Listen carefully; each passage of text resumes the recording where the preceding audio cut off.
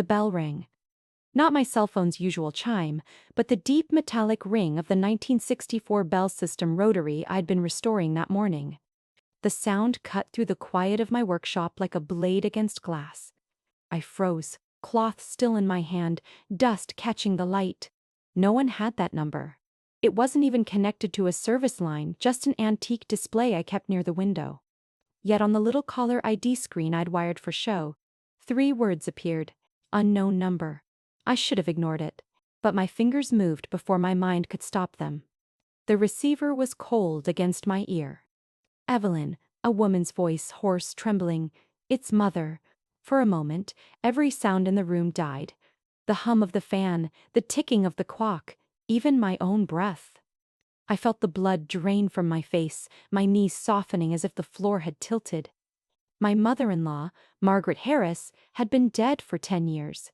I'd watched her casket lowered into the earth myself, my palms pressed to the wooden lid that sealed our war forever. And yet, that was her voice. The same clipped syllables, the same faint southern lilt that used to make every compliment sound like a warning. "Can you forgive me?" The line hissed softly, as if the air itself didn't know how to carry words from where she was. I gripped the receiver so hard my nails bit into my palm. My throat closed. For a second, I thought maybe I'd finally broken. The late nights restoring relics, the loneliness, the silence that had become my only witness. Then the realization hit like a wave. The phone in my hand had no active line. No cable, no signal. Still, her voice had come through. I dropped the receiver. It hit the wooden floor with a crack, spinning in slow circles until the ringing stopped. The silence afterward was unbearable. I could hear my pulse hammering inside my ears, the faint hum of the fluorescent light flickering above me, the smell of old varnish and brass polish thick in the air. I sank into the chair beside the workbench. My hands wouldn't stop shaking. It had been a decade since I'd buried that woman, and the version of myself she'd destroyed.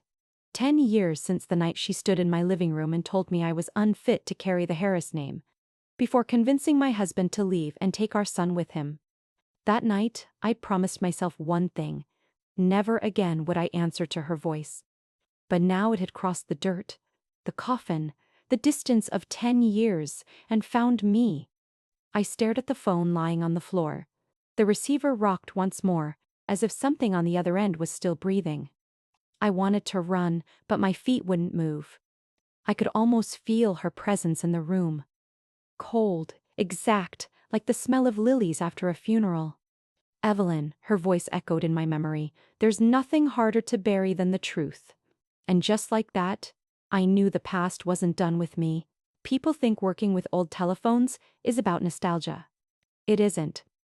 It's about listening to ghosts, the static between what was said and what was meant.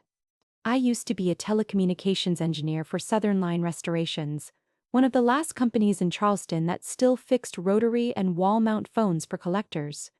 I loved the precision of it: copper wires, solder smoke, that satisfying click when a circuit came alive again. Back then, Margaret Harris, my mother-in-law, was the reason I could open my own workshop. She was a woman of presence, silver hair, perfect posture, and eyes sharp enough to slice through a lie, or invent one if she needed to. When my husband, Charles, introduced me to her, she smiled like a woman examining a piece of jewelry she hadn't yet decided to buy. "So this is the girl who likes taking things apart," she'd said, sliding a diamond ring around her finger. "Let's hope you know how to put a marriage back together, too." Everyone laughed politely. I didn't. For a while, she was kind. She lent us money to open Harris Vintage Lines, our boutique repair shop. She came by every week with tea, gossip, and unsolicited advice. "Keep your nails clean, Evelyn. A woman with grease under her fingers will never be taken seriously." I smiled through it. "You do that with women like her. You smile, and you survive." The downfall began with a man named Mr. Gress Leland, one of my clients, a retired conductor with Parkinson's. I used to drive out every Thursday to fix his dial tone, since his tremor made it hard for him to hold the receiver steady. I charged him half price. Margaret saw my car parked there one afternoon. By dinner, she'd already rewritten the story. She's been meeting a man every Thursday, Charles. I tried to defend her, but everyone in the church saw. When I came home that night, Charles didn't look up from his plate. He just said, "Did you think I wouldn't find out?" The air smelled of overcooked stew and betrayal. I tried to explain. I even brought the repair logbook, the receipts, the client signatures. He didn't care. Margaret's tears drowned every fact I offered. "I just wanted what's best for my son," she sobbed into her linen handkerchief. "She's using him for the business." Within a week, the company papers were transferred to Charles's name. Within a month, he left. The shop's sign came down. And I walked out carrying nothing but my toolbox and an old rotary phone that had cracked in half during a fall from the counter. It was the last device I'd ever worked on before she turned my world off. That phone became my anchor. Inside, there was still a tiny reel of magnetic tape, a prototype I'd installed to test self-recording functions. When I played it, I heard my own voice laughing.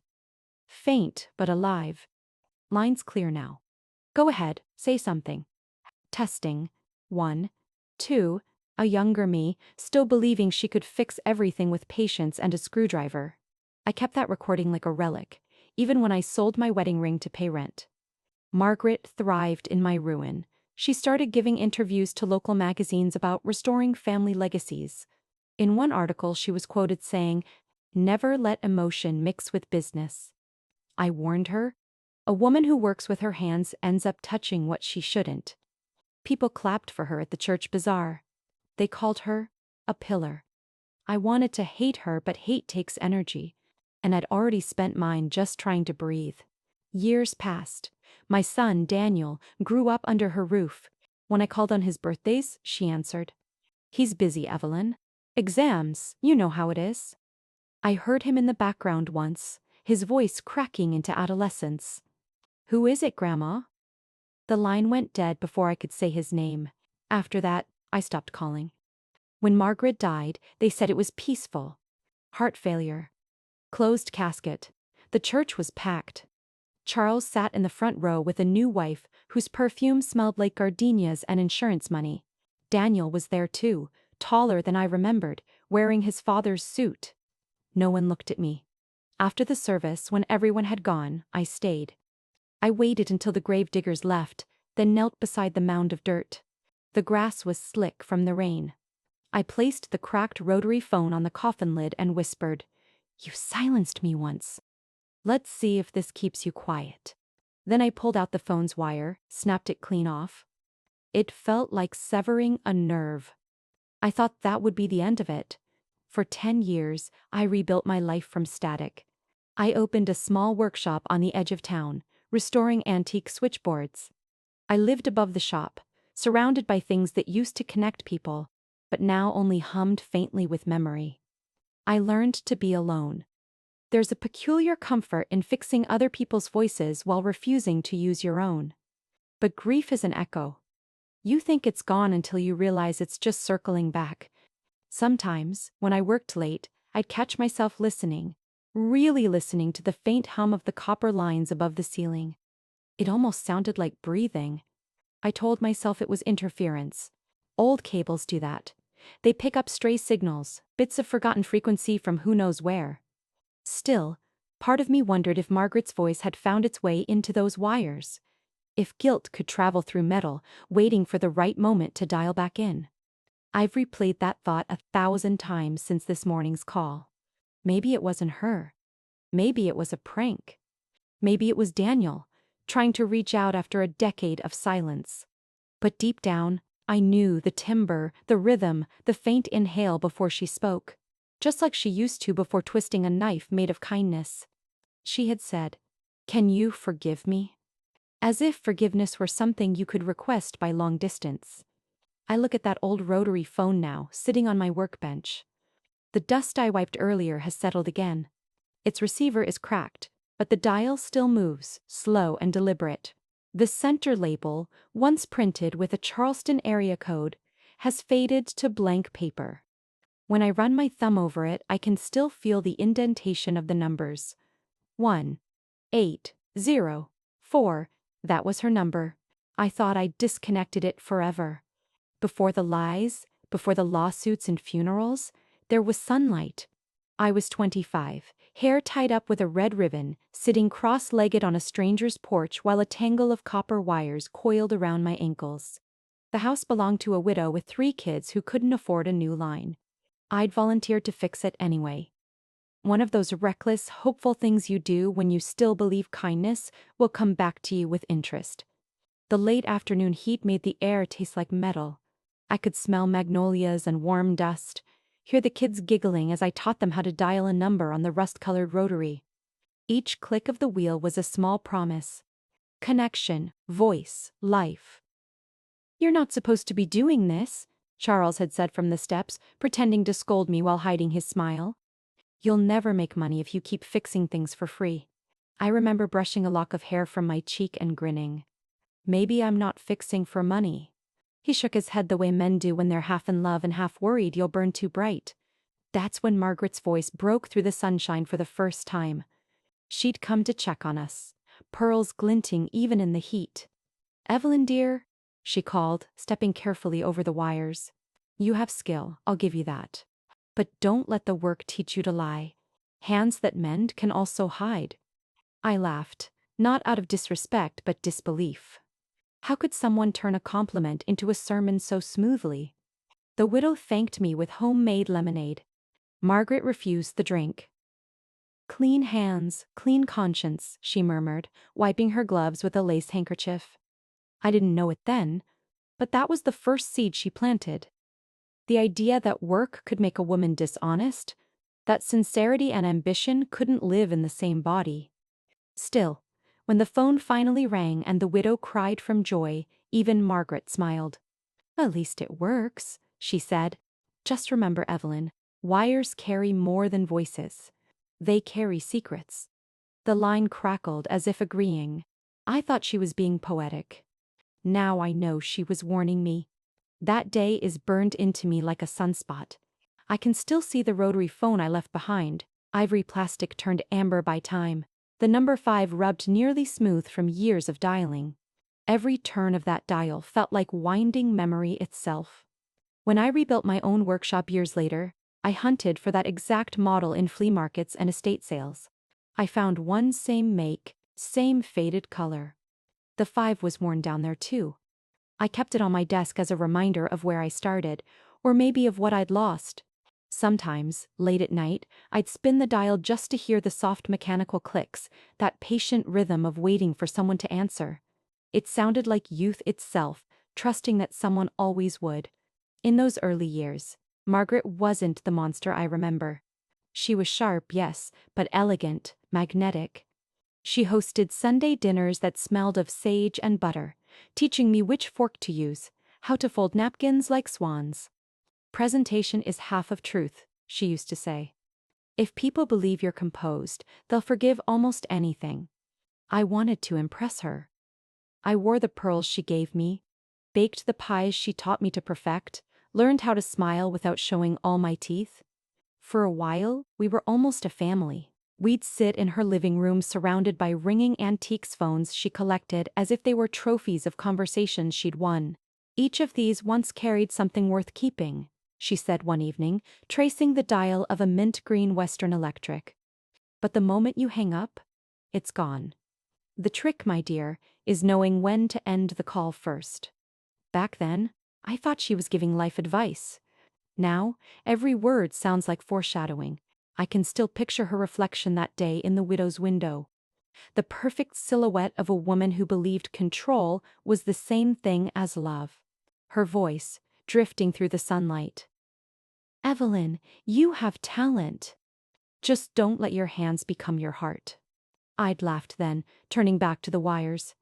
Now, 10 years after burying her, that sentence hums inside my head whenever I pick up a soldering iron. It's her ghost, living in the rhythm of every connection I try to mend. Because the truth is, Margaret was right about one thing. Every wire carries more than a signal.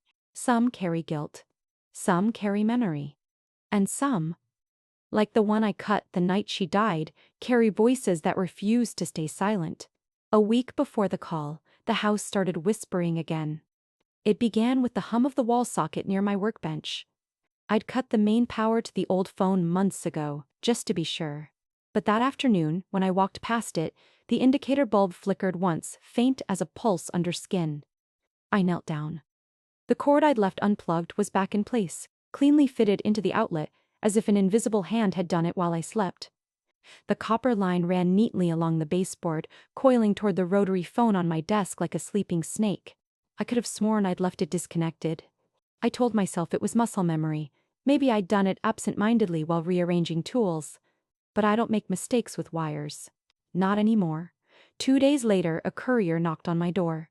He wore a red cap, smelled of rain. Delivery for Ms. Evelyn Harris. From who? I asked. No sender listed. Just this. He handed me a plain brown envelope. No stamp, no handwriting. Inside was an old SIM card, yellowed at the edges, wrapped in tissue paper like something fragile. I turned it over. No phone number, no note. Just a faint scratch on the plastic. The initials, M.H. Margaret Harris. For a second I felt ridiculous. Like one of those lonely women who sees messages in tea leaves. Still, I slid the card into my drawer and told myself it was probably from one of my students. I teach a class at the community center called Restoring Lost Lines. Most of my students are retirees who like the nostalgia of dialing on real metal instead of glass. One of them, I thought, was playing a joke. It's just a prank, I muttered. Nothing haunts but memory. That night, rain came down hard, thick, slanting drops that hit the roof like coins. I sat in bed reading when the power flickered. The workshop below me glowed faintly for half a second, then went dark again.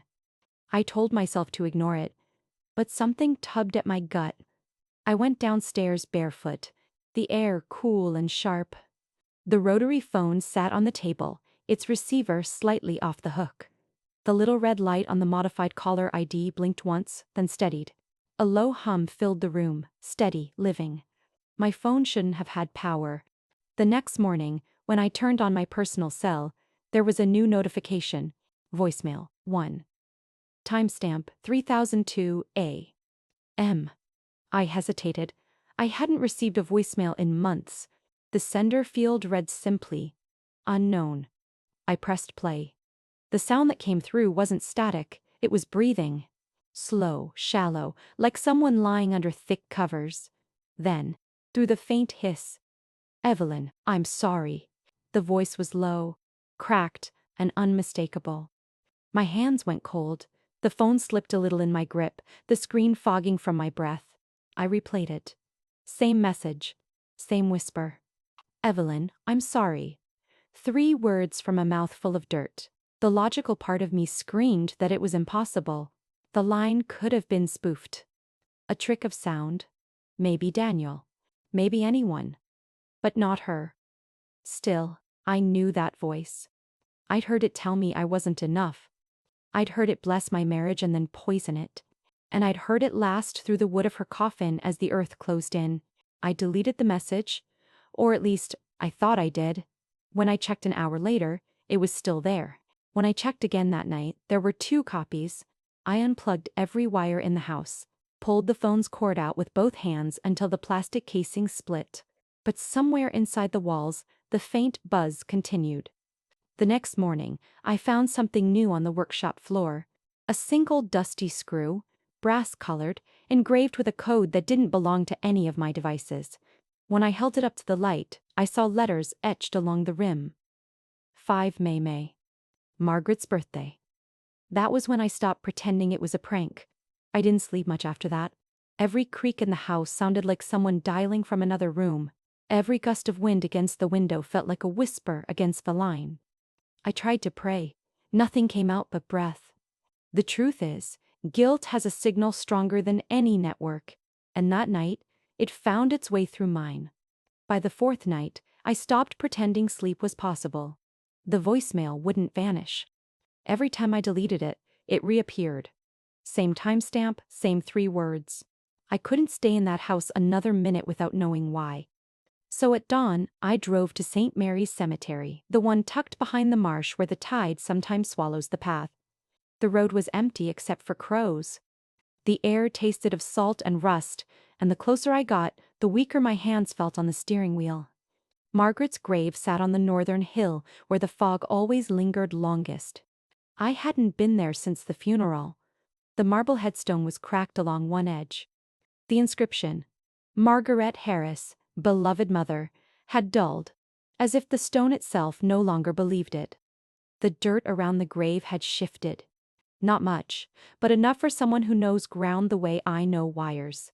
And there were fresh lilies. White, stiff, new. Someone had been here. I crouched down and touched the petals. Damp. Placed within 24 hours.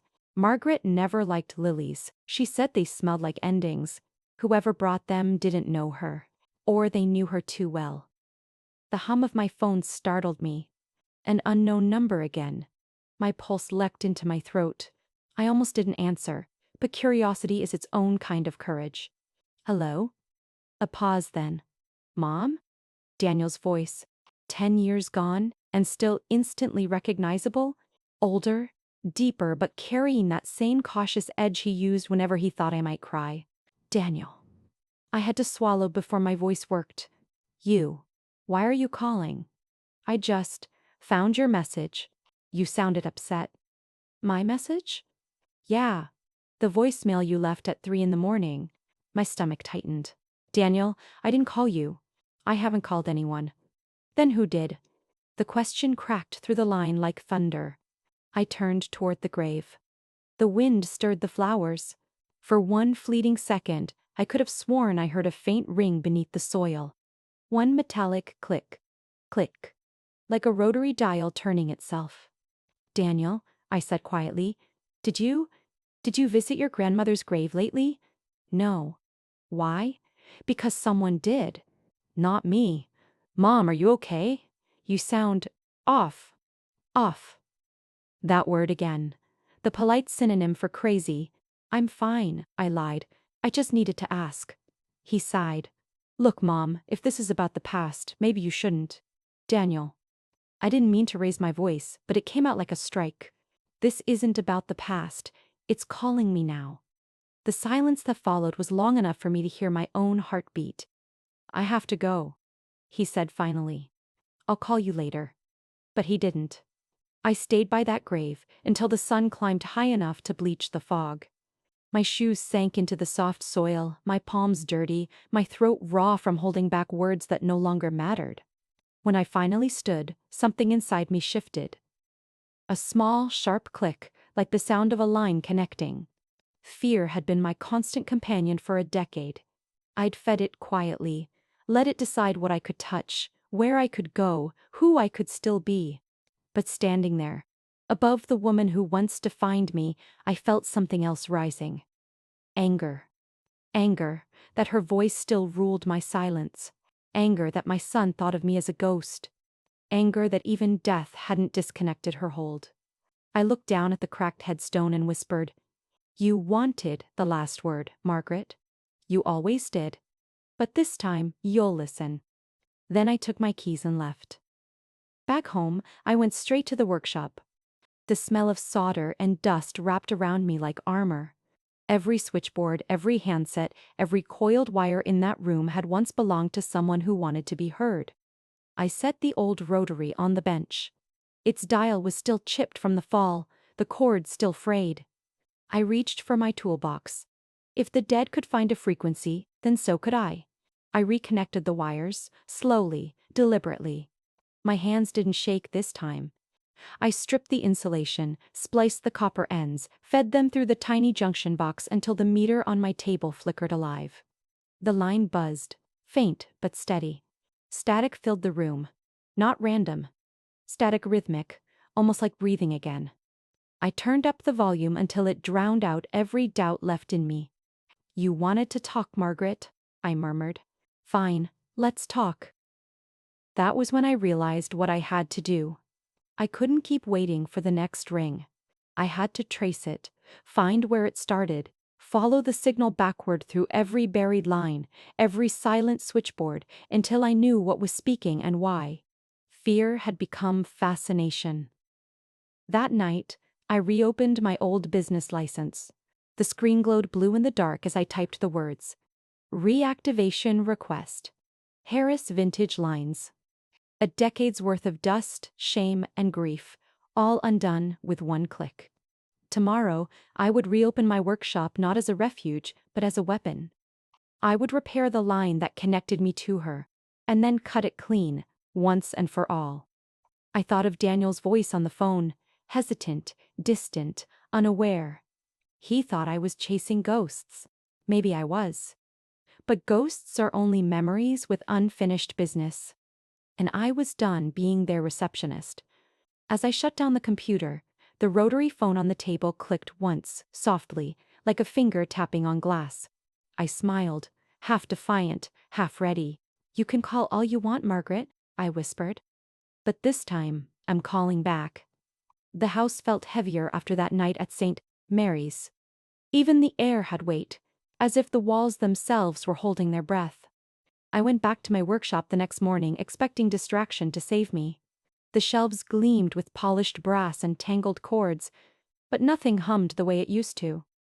Every click of a dial, every whisper of static seemed to wait for an answer I didn't want to give. My students filed in quietly for the afternoon class. They were mostly older women, widows and collectors, but that day a new girl came. Lydia, barely 20, curious and unscarred. Her energy unsettled me. When the others left, she lingered, watching me polish a handset. "Miss Evelyn," she said softly, twisting the hem of her sleeve, "if someone who once hurt you called to apologize, would you answer?" If someone who once hurt you called to apologize, would you answer? I smiled without looking up. "It depends," I said, tracing the edge of the phone's receiver. "It depends where they're calling from." She laughed awkwardly, not catching the shadow in my tone. Then she left, leaving the scent of lilac in the doorway. That evening, the rain started again, fine and steady, like a needle stitching the dark sky together. I stayed downstairs long after midnight, cleaning, rearranging tools, anything to drown out the low hum still trapped inside the walls. At some point, I must have fallen asleep at the workbench. I dreamed of the workshop bathed in cold blue light. Everything was too quiet, except for the slow turning of a rotary dial. The sound came from the far corner where the cracked phone sat, half-shadowed. Margaret was there. She looked exactly as she did 10 years ago. Pearls at her throat, eyes sharp as glass. Her hands rested lightly on the phone, fingers tracing the numbers like rosary beads. "Evelyn," she said, her voice steady, almost kind. "The fault is not mine. It is my son's." "It wasn't me, child. It was my son." The words echoed inside the metal frames of the phones on the shelves. Each one began to ring softly, one after another, like a slow applause from the dead. "He lied to both of us," she continued. "You buried the wrong person." I tried to speak, but my throat felt full of sand. The sound that came out wasn't my voice at all. It was the faint buzz of a live wire. Then the phone stopped ringing. Margaret smiled. "It's time you heard the whole call." She lifted the receiver and pressed it to her ear. Her eyes rolled white, and for a heartbeat, the dial on every phone spun backward, rewinding. That's when I woke up. The workshop was dark, silent, except for the wind outside. My pulse hammered so loud it drowned the ticking clock. And then, the real phone rang. Not my cell, not the shop's line. The cracked rotary on the workbench. It glowed faintly, the way old plastic does when it remembers light. The dial turned itself once, stopping on the number 5. The same number that had been worn smooth all those years ago. I stared, waiting for it to stop. It didn't. The ringing filled the room, thick and relentless. I reached for the receiver with a hand that wasn't steady. Before I could touch it, the ringing cut off. Silence fell so fast, my ears rang in its place. I set my hand on the desk to steady myself. The wood was warm. Too warm. The faint smell of lilies crept through the room, though I hadn't bought any flowers in months. Upstairs, the clock struck 3. I stood there for a long time, listening to the stillness that followed. Outside, the rain slowed. Inside, every shadow felt like it was leaning closer. Whatever had started with that first voicemail wasn't finished. Margaret might have been dead, but her voice wasn't. And now she dragged someone else's truth into the line. I had always thought truth was something you could dial into, clear, direct, ringing only once before the answer came. But in my life, truth came with static.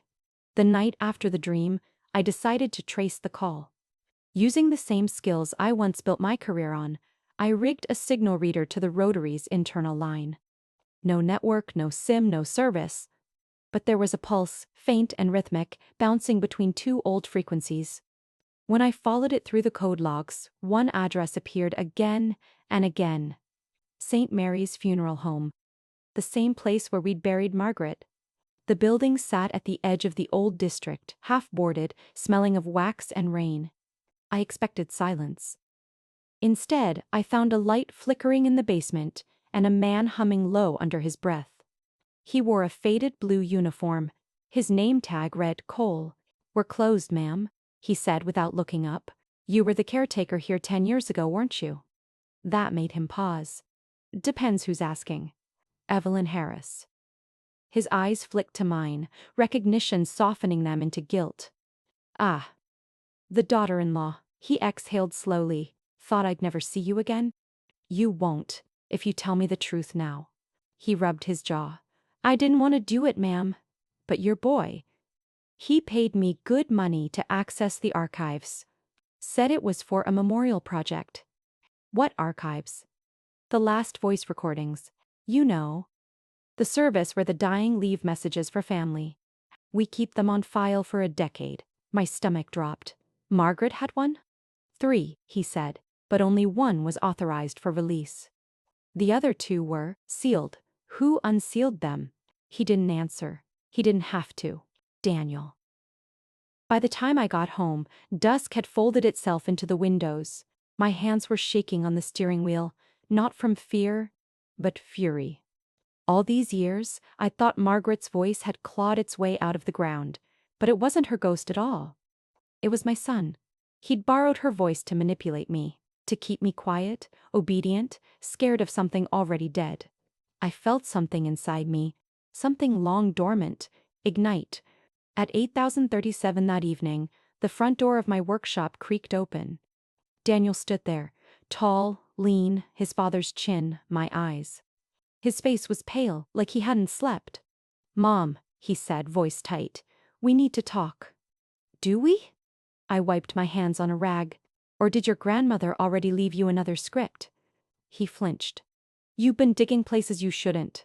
I'm a restorer, Daniel. Digging's part of my job." He took a step closer, lowering his voice. "You don't understand. There are things, records you shouldn't have found." "Like the money you paid Mr. Cole?" His face drained of color. "Mom, please." "Don't make this worse." "Worse for who? You?" I leaned on the table between us. "Or the woman whose voice you dragged out of a coffin to keep me afraid?" He opened his mouth, but I cut him off. "Tell me why." He swallowed. "Because I needed you to stop asking questions. Dad?" He didn't want to reopen the case, Grandma said. She said what? That the business needed peace. That you'd ruin everything if you talked. I stared at him, trying to find the child I'd once rocked to sleep. All I saw was a man who'd inherited Margaret's fear of truth and her talent for cruelty. "So you thought scaring me was easier than talking to me?" "I didn't think it'd go that far. You just used the dead to silence the living," I said quietly. He looked away. "You don't understand. Grandma recorded those messages before she died. I only triggered the call." "Triggered it?" "It was supposed to make you forgive her." His voice cracked. "And maybe forgive me." For a long time, neither of us spoke. The workshop buzzed with the low hum of fluorescent light. Dust floated between us like ash. Then, without a word, I reached for the old rotary phone on the workbench. I connected the output to my recorder, pressed play. The static gave way to a voice. Margaret's voice. "If my son ever betrays the woman who saved him, Let me die unburied. If he lies for me, let my bones speak in my place. And if Evelyn ever hears this, may she know I was the first to sin, but not the last. Daniel froze. His knees buckled slightly. Mom, you wanted the truth, Daniel. There it is. Straight from the grave you built. He dropped to his knees on the concrete floor, hands gripping his hair. I didn't mean to hurt you. I thought. Grandma said you'd never listen unless she spoke. I knelt down, close enough to see the trembling in his jaw. You could have just called me, I whispered. I didn't know how. Neither did she. I reached over and stopped the recording. Silence rushed back into the room. For a while we stayed like that, 2 generations caught between guilt and static. Then I stood, picked up the receiver, and said the words I'd been holding back for 10 years. You were her favorite echo, Daniel. But even echoes die when no one listens anymore. He looked up, tears cutting through the dust on his face. What are you going to do? Finish the call. I lifted the phone, dialed 0, the universal operator code. My old habit whenever I needed to trace a line. The sound of the dial spinning filled the room, slow and certain. What are you doing? He asked, standing. Listening. The connection hissed. Then came that familiar breath again, soft, uneven. Evelyn. Daniel flinched. That's not possible. No, I said, it's necessary. I turned the receiver toward him. Margaret's voice came through once more, faint but clear. You can't bury the truth, Daniel. It remembers the way home. He fell silent. I hung up the receiver with deliberate care. The click sounded final. Do you believe me now? I asked. He nodded, eyes glassy. I'm sorry. Sorry isn't the same as honest, I said, and walked past him to the door. He didn't follow. That night, I locked the workshop. For the first time in a decade, I didn't feel afraid of the ringing. I left the phone connected, the tape inside still recording, the red light glowing steady. Maybe Margaret had wanted me to uncover this. Maybe she knew her son would need to be exposed by her own voice. Either way, the line between us, mother, son, and the dead woman who bound us, had finally carried its last message. It didn't take long for the whispers to begin. Within a week of Daniel's visit, the phone calls stopped, but something far worse took their place. My students began canceling their classes. The orders on my repair site dropped overnight. Neighbors who used to smile when I passed now avoided my eyes, pretending to check their mailboxes as I walked by. At the grocery store, 2 women from church whispered just loud enough. That poor woman, one said, still talking to the dead.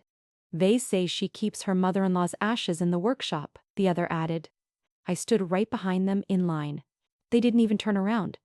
When I confronted one of my long-term clients, Mrs. Paz Willis, about her sudden cancellation, she looked embarrassed. Evelyn, dear. Daniel came by the salon yesterday. He said you've been having episodes. Recordings. Episodes. That word landed heavier than any insult. He said you thought your mother-in-law was alive calling you. I told him that couldn't be true, but he showed me something. Something? I asked. She hesitated. A voicemail. It was your voice, leaving a message to yourself. Asking for forgiveness. I wanted to laugh, but my throat refused. Did he tell you who really recorded it? She shook her head and avoided my gaze. Maybe you should get some rest. By the next day, half my students had dropped out. Lydia stopped responding to my texts. Someone spray painted on the workshop door.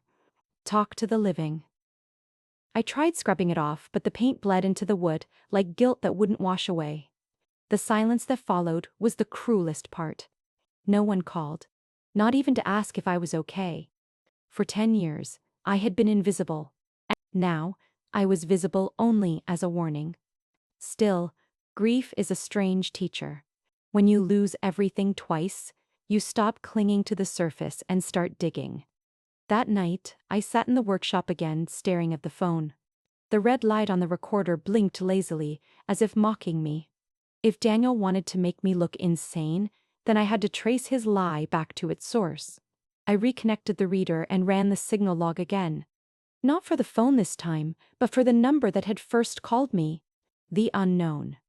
The trace led to a storage facility code attached to St. No, Mary's funeral home, same as before. But this time, the metadata tag contains something new. Project ID, LV45, last voice. The name chilled me. I'd heard of it once, years ago.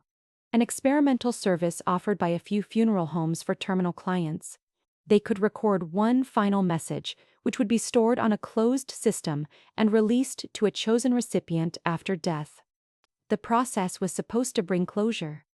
But if that message fell into the wrong hands, I called the funeral home again. Mr. Cole answered on the second ring, his voice wary. "You shouldn't be calling. Mrs. Barry. Harris." "Then you shouldn't have lied," I said. "I need access to the file. The real recording, not what Daniel doctored." A long pause. Then, softly, "He came back 2 months ago. Said it was for an anniversary tribute. Paid extra to activate her final call. I thought he was honoring her. He used it to haunt me." "God forgive me," Cole whispered. "I didn't know." He agreed to meet the next morning. I barely slept. The rain had returned, tapping against the roof like a metronome counting down. By sunrise, I was already parked outside the funeral home, its sign half peeled, the letters "Ours" hanging crooked. Cole led me to a basement lined with old servers humming softly in the dark. The smell of dust and embalming fluid mixed in the air. He inserted a key into a cabinet marked LV Archive. Inside were dozens of labeled drives, each carrying someone's last words. "Here," he said, handing me one marked Harris, Margaret, file 3 of 3. "This is the one your son never meant for you to hear." I slid the headphones on. For a few seconds there was only static. Then came Margaret's voice, softer than I remembered, stripped of its arrogance. "Evelyn, if you're hearing this, it means I've failed twice, once as a mother and once as a witness. I kept a secret I shouldn't have." My chest tightened. "Charles didn't leave you because of the rumor." I told him to. "I told him you were planning to expose our books. I was protecting the company. I thought you'd recover. But I killed your life instead." I swallowed hard, tears pressing behind my eyes. "If my son ever uses my name to hurt you, tell him he has buried me twice." The tape clicked off. When I looked up, Mr. Steen, Cole's face was pale. I think she knew he'd come for it someday. I handed him the drive. "Make me a copy." He hesitated. "This could ruin your son." "No," I said. "It might save him, if truth still counts as salvation." Back home, the air was thick with heat. The workshop smelled of copper and rain-soaked wood. I played the recording again and again until the words carved themselves into my skin. Margaret hadn't been called to haunt me. She'd been trying to confess. Daniel had intercepted her voice, twisted her apology into my madness. Every voicemail, every whisper, every rumor, a smokescreen to hide his guilt. "My son didn't call to apologize," I said aloud. The words tasted like iron. "It calls to hide its crime." "My son didn't call to say sorry. He called to hide what he'd done." The next day, my phone buzzed again. Not from a hidden number this time, but from a journalist I used to know.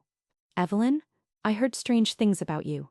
About the calls, the recordings. Want to comment before I write?" "Come to my studio," I said. "Bring your camera. I'll give you something real to record." He hesitated. "Is this another ghost story?" "No," I said. "It's a resurrection." That night, I pulled the drapes shut and wrote one sentence on the chalkboard above my desk. "The truth deserves to be heard, even if it comes through static." Then I placed Margaret's final recording beside the old rotary phone and hit record. Tomorrow, I would make sure her real voice, not Daniel's lie, reached the world. And this time, when the dead spoke, everyone would listen. By the time I returned to the funeral home, dawn was barely touching the windows. The air inside smelled of cold wax and disinfectant-like secrets sealed too long. Mr. Cole was already waiting in the hallway, hat in hand, his shoulders hunched as if he'd aged 10 more years since our last talk. "I wasn't sure you'd come back," he murmured. "I wasn't sure I'd leave," I said. He managed a brittle smile. There's something I didn't tell you the other day. He led me down the narrow stairs to the basement again, where the hum of the old servers still filled the silence. The same cabinet waited in the corner, marked LV. Archive, its lock faintly rusted. Cole pulled the key from his pocket. Your mother-in-law's name never left our system. She left 3 recordings, not 2. Only the first was cleared for family release, the one your son used. The second was filed as private reflection. And the third, he hesitated. The third was marked for Evelyn open when Daniel lies. The room tilted. Say that again. Her handwriting, he said, holding up the file label. Clear as day. My throat tightened. And no one played it? Not until now. He inserted the drive into the console. The monitor flickered to life, a dull blue rectangle glowing in the dark. You ready? I wasn't, but I nodded anyway. The first sound was breathing. Thin, uneven. The way the dying try to keep rhythm with their heartbeat. Then Margaret's voice, stripped of its polish, cracked open by truth. Evelyn, she began, barely above a whisper. If you're hearing this, it means my son has followed the shadow I raised in him. I closed my eyes. Her voice felt too close, like she was sitting right beside me. I taught him to fear weakness. I taught him to lie, if it meant survival. That is my sin. He thinks he's protecting me by deceiving you, but he's only burying himself deeper. The hum of the server seemed to echo her confession, low and mournful. When he lies, you'll know it by the quiet in his voice. He gets that from his father.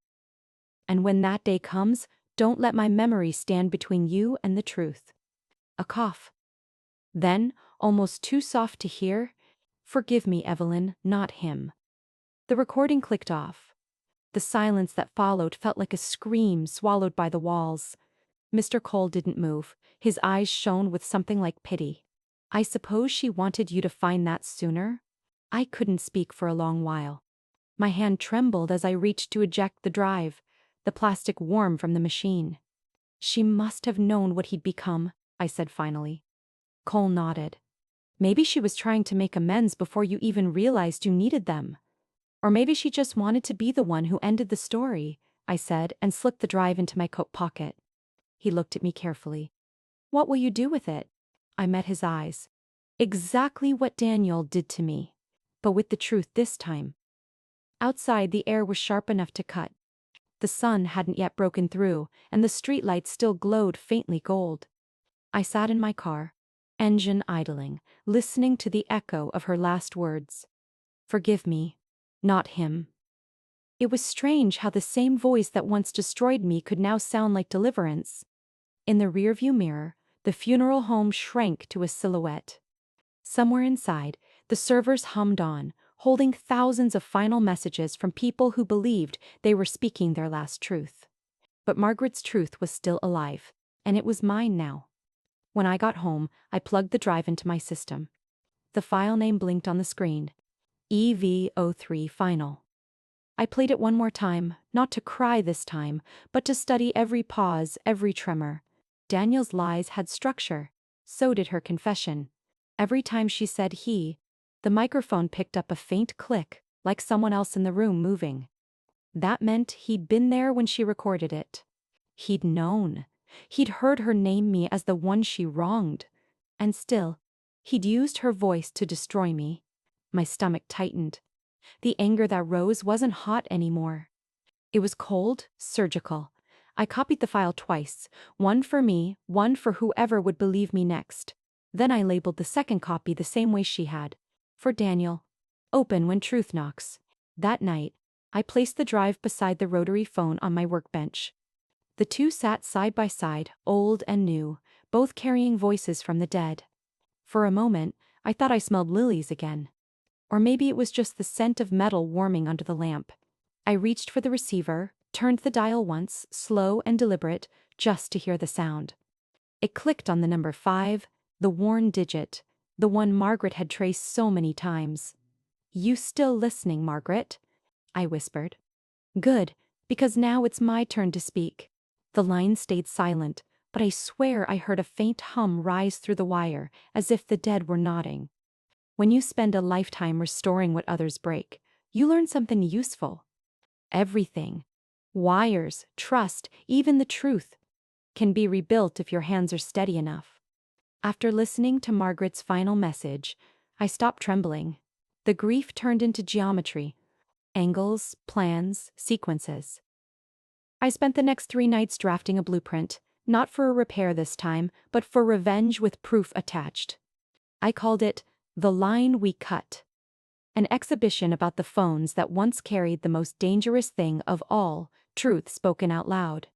I told the local paper it was an interactive display exploring the relationship between sound and memory.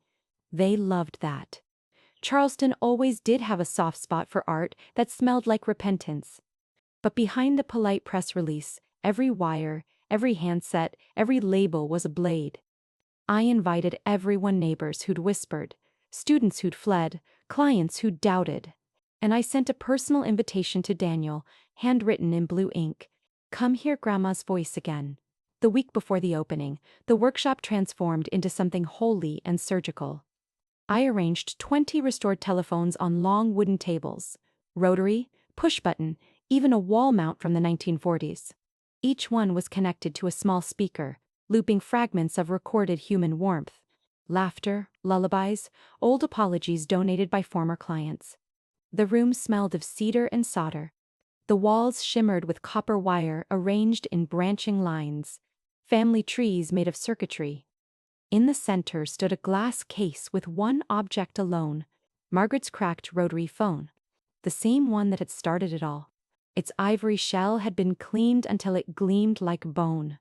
The cord, once frayed, now ran neatly into a black box hidden beneath the pedestal. Inside that box rested her final recording. Beneath the glass, I placed a brass plaque engraved in my own hand. The last call. Cannot be forged. The morning of the event, I woke before sunrise. The city was hushed, washed in pale gray light. I brewed strong coffee, steadied my voice, and rehearsed every word I would say. By noon, cars filled the street outside my studio. Reporters hovered near the door, notebooks ready. I saw Lydia among the crowd, her eyes wide and guilty. Then Daniel arrived. He looked immaculate, dark suit, clean shave, the picture of composure. But his eyes darted like a trapped animal's. "Mom, what is this?" he asked through clenched teeth. "An exhibit," I said lightly, "about truth, connection, and how easily both can be cut." "You shouldn't do this." "That's what you said when I buried your grandmother," I replied. And yet, here we are. When the clock struck 6, I stepped onto the small makeshift stage. The crowd fell silent. "Every phone here once carried a voice that mattered," I began. "But voices fade. They can be replayed, edited, borrowed. What happens when we can't tell who's really speaking anymore?" Murmurs rippled through the room. I caught Daniel's face in the crowd, stiff, alert. "Tonight," I said, "I want to show you one conversation that refused to die." I pressed a button on the console. The lights dimmed except for the glow around Margaret's phone. The speakers crackled. Then her voice filled the room, clear, unmistakable.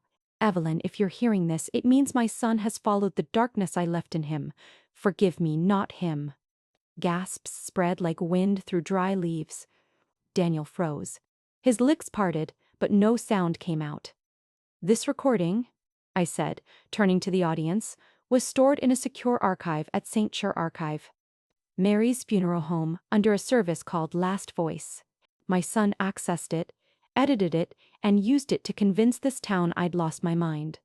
A murmur rose, sharp and electric. Cameras flashed. "But the dead, it seems," I added softly, "keep better receipts than the living." Daniel stepped forward, voice trembling. "This is manipulation. You edited it yourself." I shook my head. "You know better than anyone I can fix wires, not souls." Then I pressed another button, and on the small screen behind me appeared a copy of the server log, dated and signed by Mr. Furs. Cole himself. The column labeled "Accessed by" displayed one name in clear black type, Daniel Harris. The crowd turned. A reporter raised her phone to record. Mr. Harris, is that you? He opened his mouth, but no lie came out fast enough. The silence stretched, then folded in on itself. I didn't gloat. I didn't smile. I simply lifted the receiver from Margaret's phone and said into the mic, "For 10 years she spoke over me. For 1 year he spoke through her. Tonight, I'm the only one who gets to hang up." And I did. Gently, deliberately. The click echoed through the gallery. When the applause began, it was hesitant at first, then louder, swelling like something breaking loose after years underwater. Lydia found me afterward, eyes wet. Evelyn, I'm sorry I believed him." "You believed the louder voice," I said. "We all do." Outside, reporters swarmed Daniel, shouting questions. He didn't look back. I closed the workshop door, leaning against the wood, the noise fading behind me. The glass case still gleamed under the light. Inside, Margaret's phone sat quiet, wires finally still. For the first time in 10 years? So was I. The day of the exhibition was supposed to rain, but Charleston skies betrayed the forecast. The evening came dry and golden, like the air itself wanted to listen. Inside my studio, the lamps burned low, casting warm halos over the tables of phones. Dozens of visitors murmured between exhibits. The smell of polished brass, paper tags, and old perfume mixed with coffee and camera flash. Reporters brushed against the glass cases, whispering notes. In the center of the room, under the largest light, sat Margaret's phone. Ivory, clean, patient. It waited. So did I. Daniel arrived just before the speeches began. He wasn't alone. A pair of colleagues trailed him, all stiff smiles and uneasy confidence. He'd come prepared to outtalk me. He still thought this was about reputation. He didn't understand that I had stopped caring about that a long time ago. When the mayor's assistant finished her introduction, I stepped up to the microphone. "Welcome to the line we cut," I began. "This isn't an art show. It's a confession. Mine and someone else's." The crowd hushed. I saw Lydia near the back, holding her phone to record. Daniel shifted, the corner of his mouth twitching upward. "Every phone in this room once connected lives," I said, "but one of them connected the living to the dead. I'd like to share that call tonight." I pressed the first button on the console. The speakers crackled, filling the room with a slow inhale, the unmistakable intake of an older woman's breath. Then came the voice. "Evelyn, if you hear this, it means my son has followed the darkness. Evelyn, if you're hearing this, it means my son has followed the darkness I left in him." The sound hit the audience like a wave. "Forgive me. Don't give it to him. Forgive me, not him." A murmur rippled through the crowd. Cameras clicked. Daniel's eyes broadened, color draining from his face. "This recording," I said evenly, "was stored at St. T. Mary's funeral home. It was meant for me and was hidden for 10 years. Someone took it, edited it, and used it to drive me into silence." I paused, scanning the faces around me, letting the weight of every syllable sink in. That someone is standing in this room. Every head turned toward Daniel. He tried to smile. "My mother's confused," he said quickly. "She's had a hard year. This is all." Before he could finish, I pressed another button. The second recording burst through the speakers, louder, clearer. It was Margaret again. But this time, her tone changed. "Daniel," she said, her voice trembling. "Tell me the truth. Who is the traitor? Daniel, tell your mother the truth. Who was the betrayer?" Her words sliced the air clean in two. A few people gasped. Someone dropped their cup of coffee. The reporters surged forward. Daniel froze. His lips parted, but no sound came out. The flashbulbs started popping, dozens of them, all pointed his way. I could see the exact second he realized he'd lost. His chest tightened, shoulders hunching inward. He turned, muttering something I couldn't hear, and pushed through the crowd. Someone shouted his name. Another tried to stop him. But he shoved past and bolted out the door into the blinding lights of the parking lot. The journalists followed. Their cameras captured everything. The suit, the panic, the fall of a man who'd run out of lies. Inside, silence bloomed, thick and reverent. Margaret's voice still lingered on the final note of her recording, like a hymn fading through the speakers. I let the silence sit. Let it breathe. Let it turn from disbelief to understanding. Then I stepped forward again, my reflection caught in the glass of the case. People think the dead call to ask for forgiveness, I said quietly, my voice steady through the microphone. But sometimes they call to settle the balance sheet.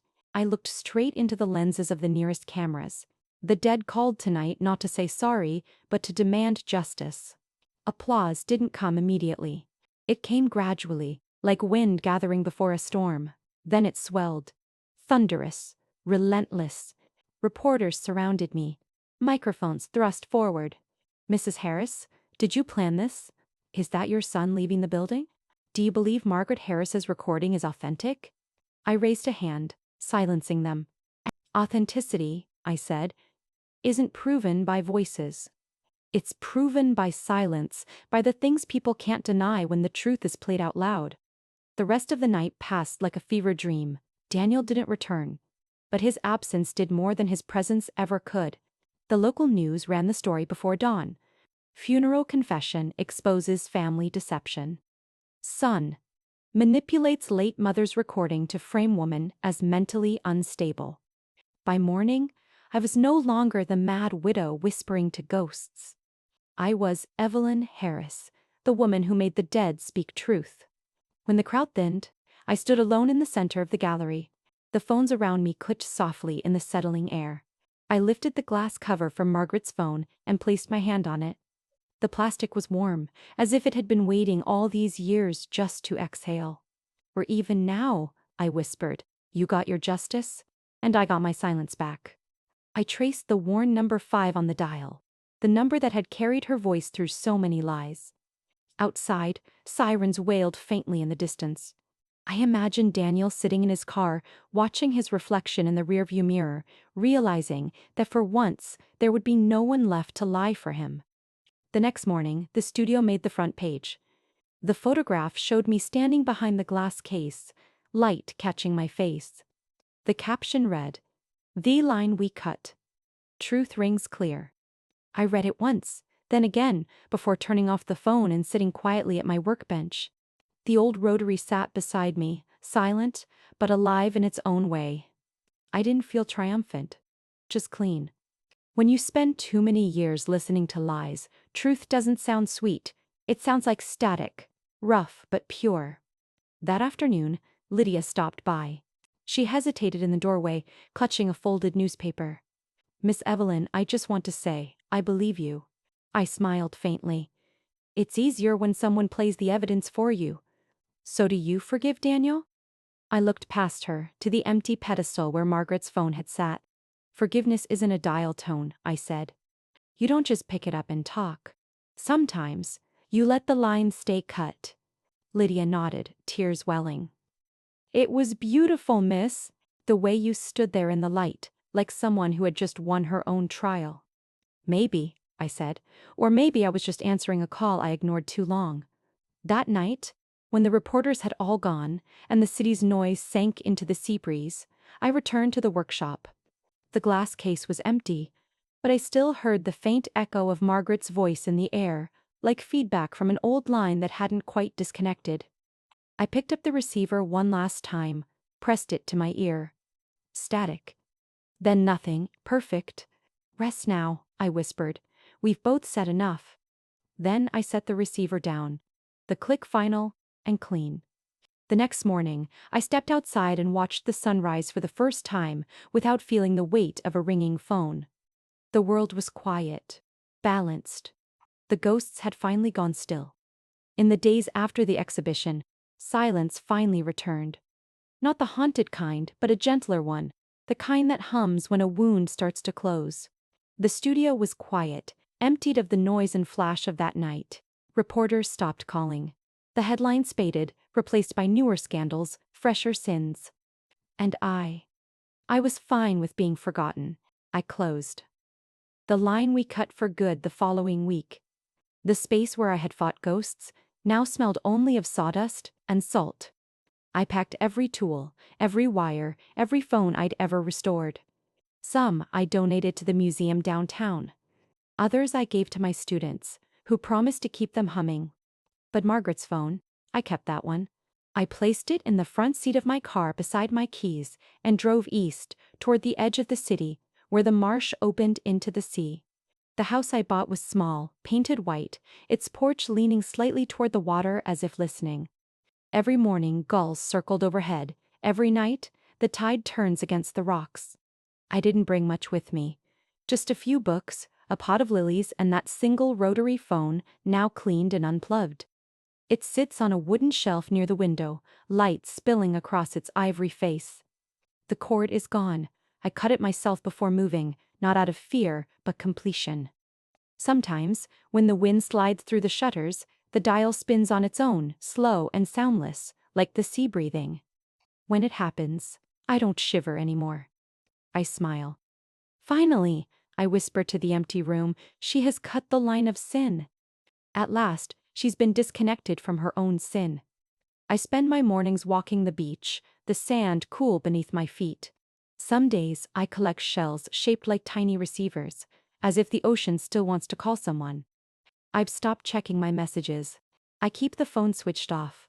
The only voices I hear now are the waves and the wind in the reeds. Peace is not the absence of sound, I've learned. It's the absence of echoes. Lydia visited once, months later. She brought a newspaper clipping, a follow-up article. Daniel Harris leaves country. Amid scandal, company board launches investigation. She placed it on the table and said, "Justice came full circle, miss." I folded the paper without reading it. Justice already came, I told her. Everything after is just noise. She looked around the little seaside house, the calm, the stripped-down walls, the phone gleaming quietly on the shelf. "Aren't you afraid of being alone?" she asked. "No," I said. "You used to live in a room full of people and still feel empty. Now there's only waves and wind, at least it's real. At night, I write letters I never send.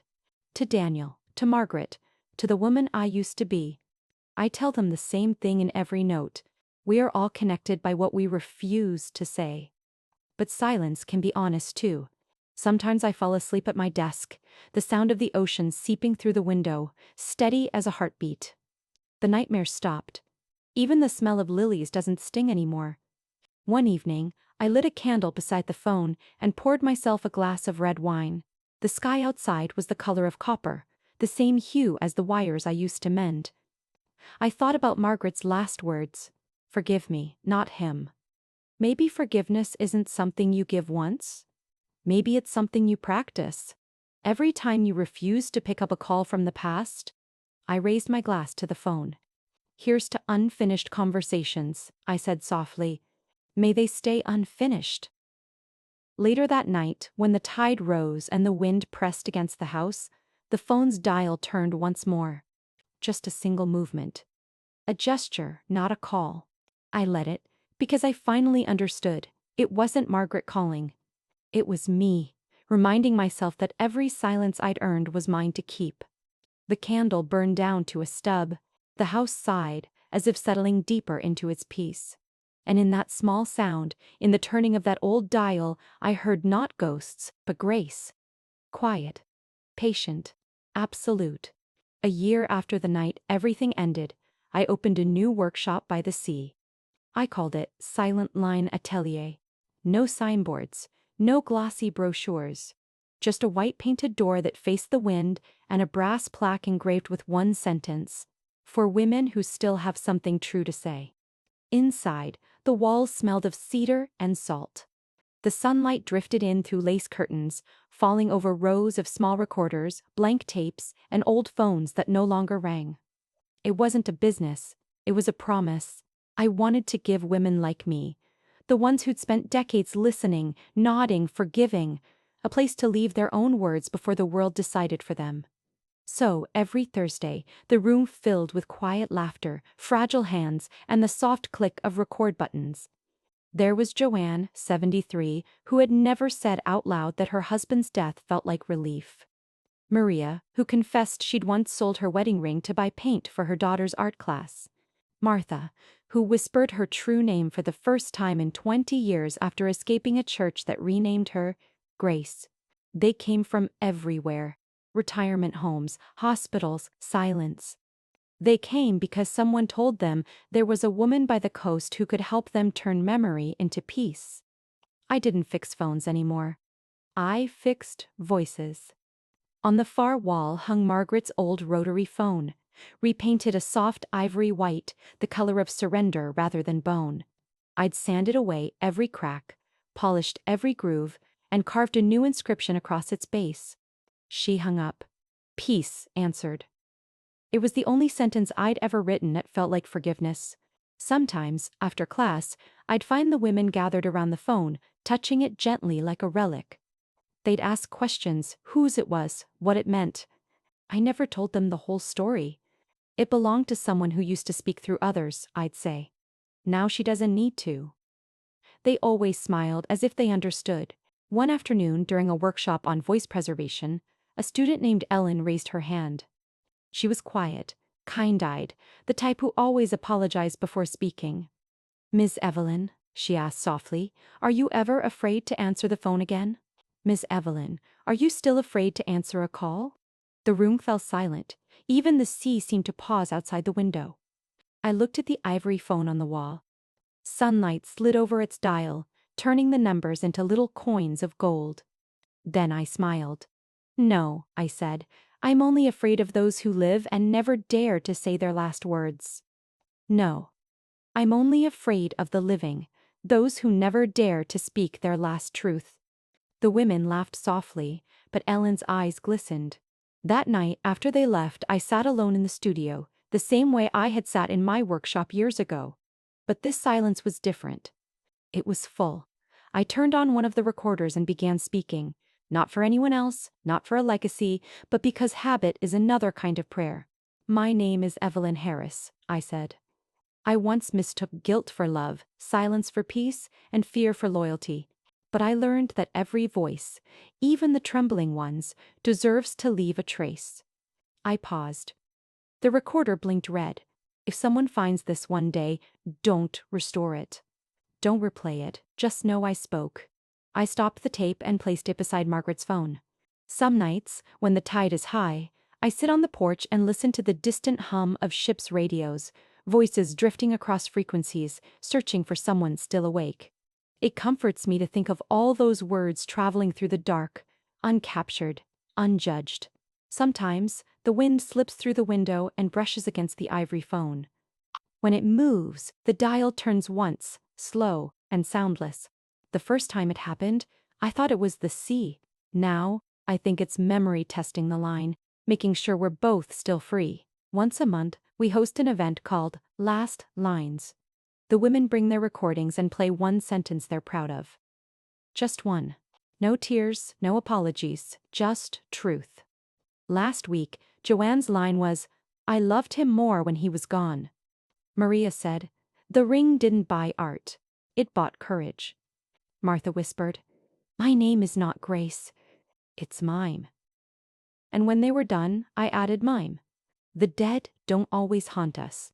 Sometimes they hand us the microphone.